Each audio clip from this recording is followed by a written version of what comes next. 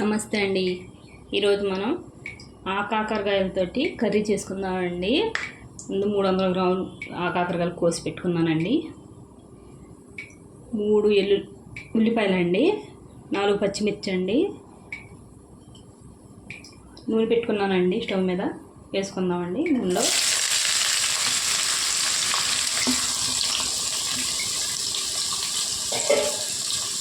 చాలామందికి తెలియదండి ఆకాకరకాయలు అంటే. నేను పిక్ పెడతానండి. ఒకటి చూడండి, మీకు సన్నగా కోసుకున్నాను. అనిపించినాయండి మీకు? ఇదేనండి. ఆరోగ్యానికి చాలా మంచి వంట అండి ఇవి. ఇప్పుడు ఉప్పు పసుపు వేసుకోవాలండి.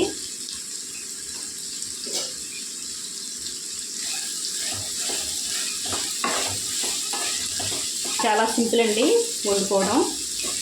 నేను చాలా సింపుల్ పద్ధతిలో చెప్తున్నానండి. పద్ధతిలో బాగా కలుపుకోవాలండి.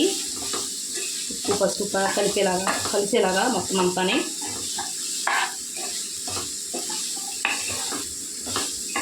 ఇందులో పచ్చిరొయ్యలు వేసుకొని ఇంకా చాలా టేస్టీగా ఉంటుందండి. పచ్చిరొయ్యలు ఉన్నప్పుడు దొరకట్లేదండి ఆకాకరకాయలు అసలు. ఇవి కేజీ 200 అంటండి. ఆకాకరకాయలు చాలా రేటుగా ఉన్నాయండి. మామూలుగా కర్రీ వండేస్తున్నానండి. మూత పెట్టి మగ్గించుకుందామండి. చూడండి ఇలా మెత్తగా మగ్గించుకోవాలండి. నూనెలోనే మగ్గాలండి. ఇప్పుడు కారం వేసుకోవాలండి.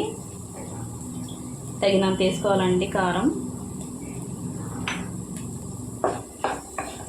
చేదు ఉంటుంది అనుకుంటారండి కాకరకాయలు చాలామంది.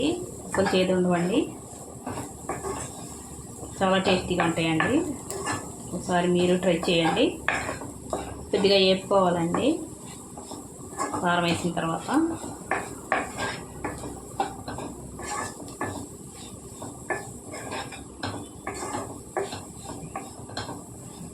నీళ్ళు వేసుకోవాలండి. నేను గ్లాస్ వేస్తున్నానండి నీళ్ళు.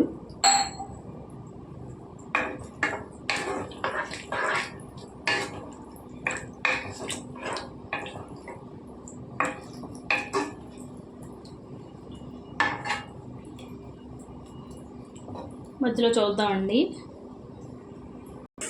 చూడండి, ఇలాగ సగం ఉడికియండి. కొద్దిగా ఉడకాలండి. దగ్గరికంట వండుకుంటే బాగుంటుందండి. మూత పెట్టి మళ్ళీ దగ్గరికంట వండుకుందామండి. చూడండి, నూనె చేరేలాగా ఇలా వండుకోవాలండి దగ్గరికంటని.